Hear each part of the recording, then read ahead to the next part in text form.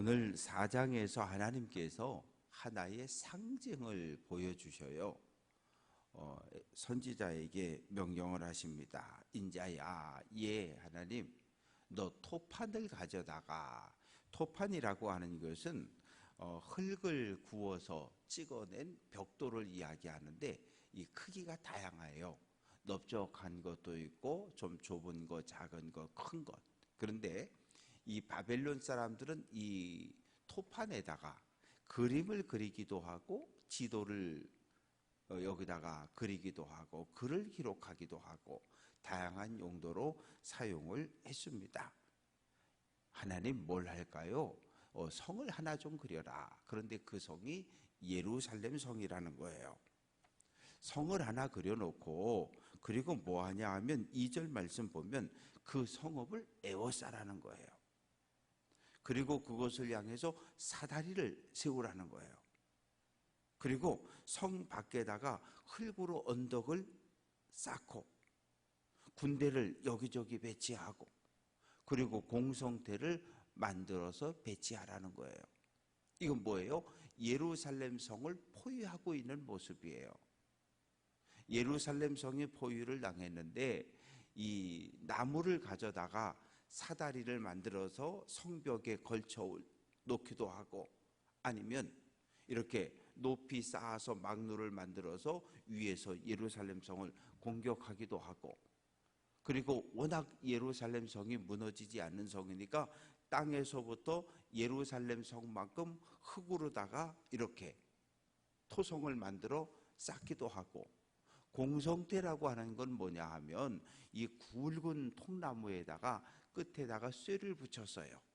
그래서 이것을 수레 같은 데다가 얹어 놓고 수레는 뭐가 있어요? 바퀴가 있잖아요. 그래서 군사들이 이걸 밀고 가가지고 성문을 꽝꽝 쳐가지고 성문을 무너뜨리는 게 공성대라고 하는 도구입니다.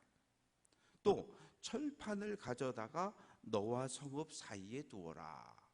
철판을 갖다가 이렇게 가로막으라는 거예요. 그리고 성을 에워싸라. 완전히 포위하라는 거예요. 이것이 이스라엘 족속에게 한 징조가 될 것인데 에스겔은 주전 597년에 끌려왔고 5년 후에 하나님의 환상을 보게 되고 그리고 정말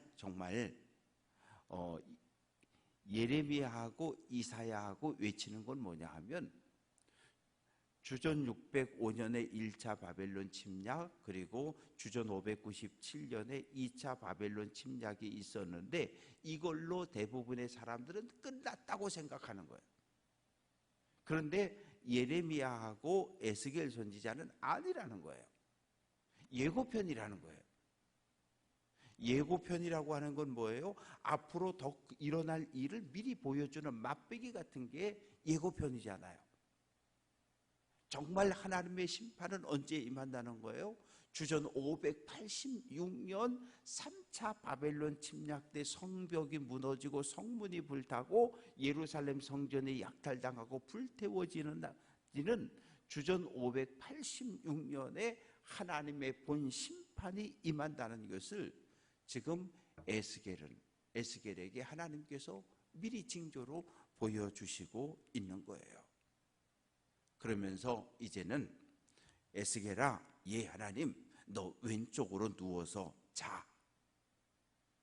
그 왼쪽으로 누워서 자는데 390일 동안 그렇게 누워 있으라는 거예요. 이건 누가 범죄한 날수입니까? 이스라엘 족속이 범죄한 날수라는 거예요. 그런데 6절 끝부분에 보면 하루가 1년이다. 그러니까 390일은 390년인데 이것은 상징적인 숫자로서 사울 왕이 주전 1050년에 왕이 되면서 초대 이스라엘이라고 하는 하나의 나라가 세워지거든요. 그리고 북이스라엘이 멸망한 것이 721년 대략 390년 정도 대충 그렇게 됩니다. 이 기간 동안 이 기간을 상징하는 것이고, 그리고 이제 그 수가 차거든 6절, 이젠 왼쪽 말고 오른쪽으로 누워서 자라. 오른쪽으로 누워서 자는데 40일을 그렇게 누워 있으라는 거예요. 주전 586년에 남유다 예루살렘이 성전이 완전히 약탈당하고 불태워지고, 그리고 나서 주전 538년에 바사왕 고레스가 예루살렘으로 돌아가도 좋다, 유대인들에게 귀한 명령을 내리거든요. 그때까지 딱 40년입니다. 40년.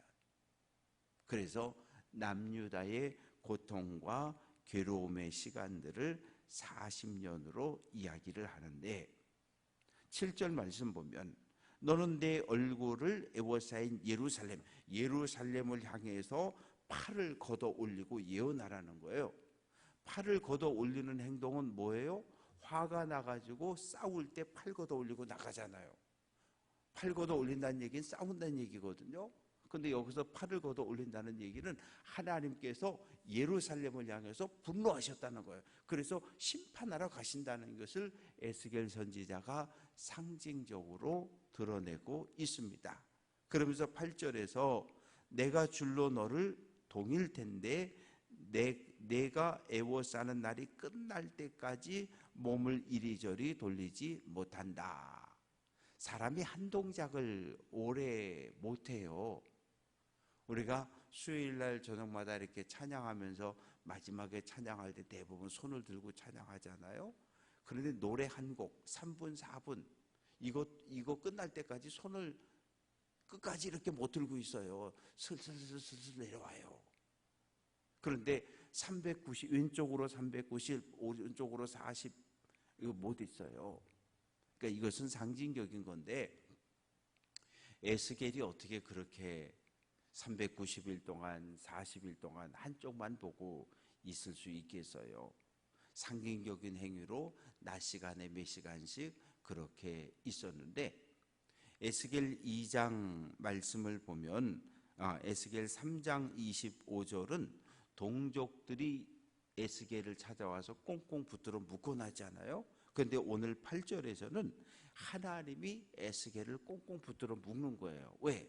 힘들고 고통스럽고 괴롭다고 해서 이 선지자가 있어야 할 자리에서 도망치지 못하게 하나님께서 꽁꽁 붙들어 묶어서 예루살렘을 향해서 심판을 하고 예언을 하고 설교를 하는 그 자리를 떠나지 못하게 하시는 거예요.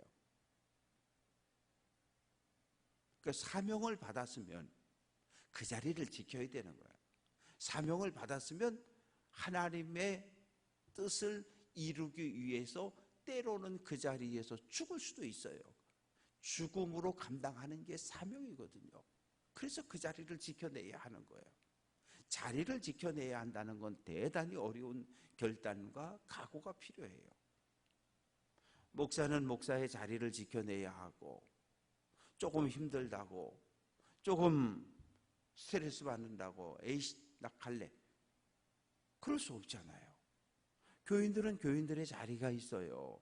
예배자의 자리가 있고, 기도자의 자리가 있고, 찬양의 자리가 있고, 성도들은 성도들이 지켜내야 할 그 자리를 지켜내야 돼요.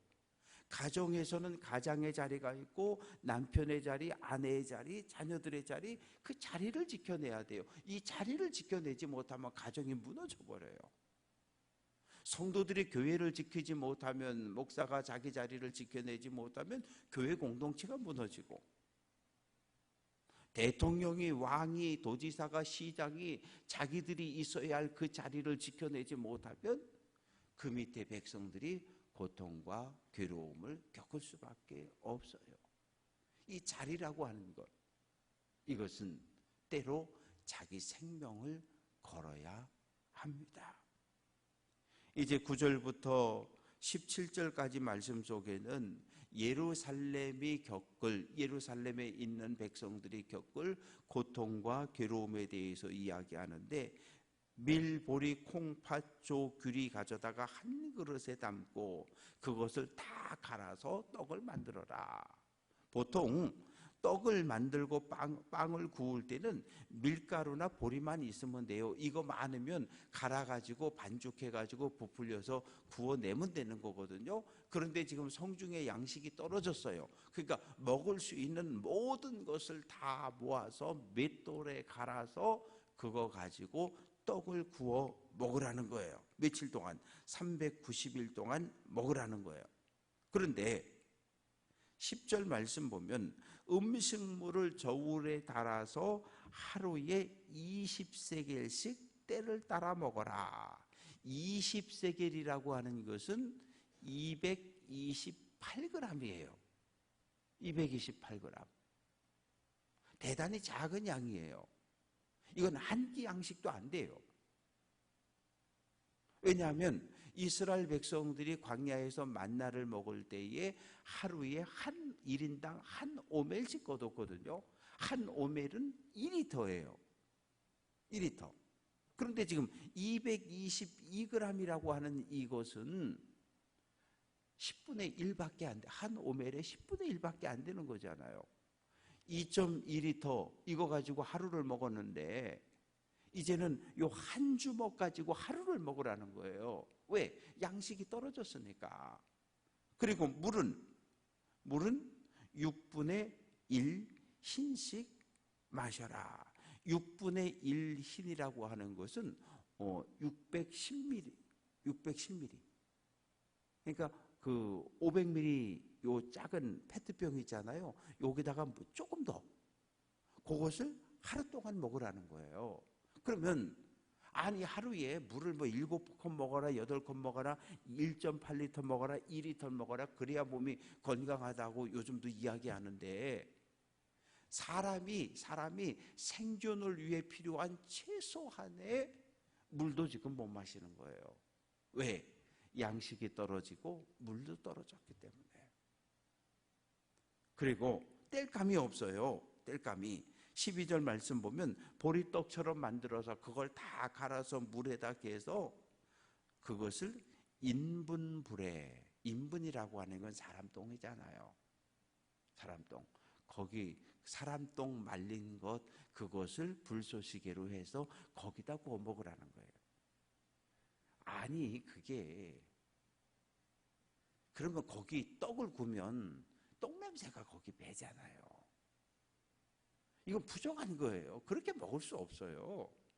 그렇게 먹으면 그건 대단히 부정한 거예요. 누가 먹는 거예요? 13절 말씀 보면 내가 여러 나라들로 쫓아내어 흩어버릴 이스라엘 자손이 거기서 바벨론의 포로로 끌려와서 이처럼 부정한 떡을, 부정한 음식을 먹게 될 거다.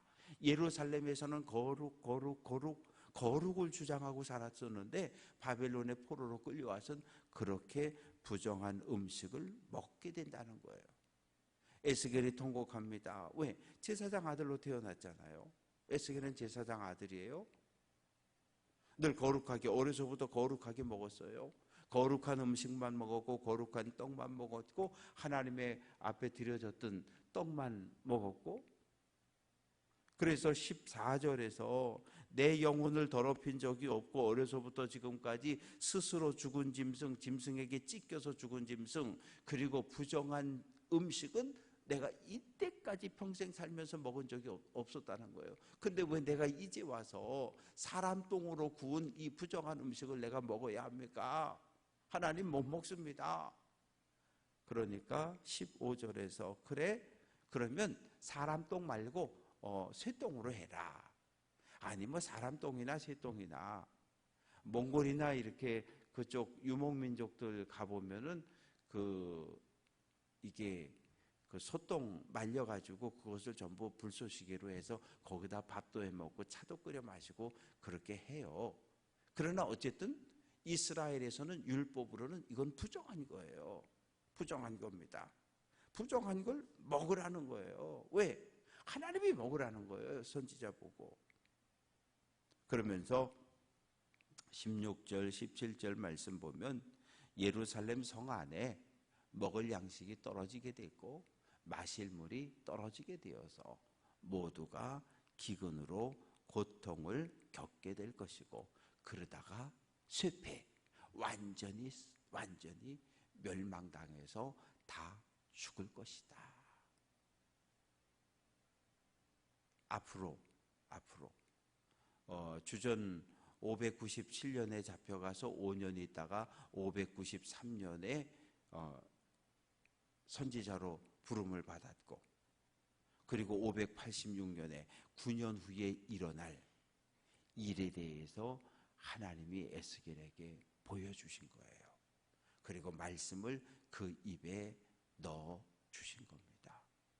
예고편, 605년 예고편, 597년 예고편, 본편은 586년이라는 거예요. 에스겔이 보았던 환상대로 하나님이 입에 넣어줬던 그 말씀 그대로 예루살렘은 하나님의 심판을 받고 586년에 멸망을 당합니다. 그래서 오늘 우리가 이 성경을 읽으면 이게 진리가 맞는 거예요. 역사적으로도 그렇고 믿음의 눈으로 봐도 맞고. 말씀을 정리합니다. 이사야 선지자도, 예레미야 선지자도, 에스겔 선지자도, 이제 다니엘 선지자도 끝없이 하나님께 받은 말씀을 동족들에게 외쳤던 선지자들이에요. 자기 자리를 지켜냈던, 때로 감옥에 갇히고 매를 맞고 순교를 당할지라도 자기 자리를 지켜냈던 사람들. 우리들도 마찬가지예요. 가정에서, 교회에서, 일터에서, 지역사회에서 우리가 있어야 할 자리, 하나님이 파송한 자리를 잘 지켜내고, 그래서 마지막 날 하나님 앞에 섰을 때 잘했다, 착하고 충성된 종이라고 칭찬받는 우리 모두가 될 수 있기를 주님의 이름으로 축원합니다.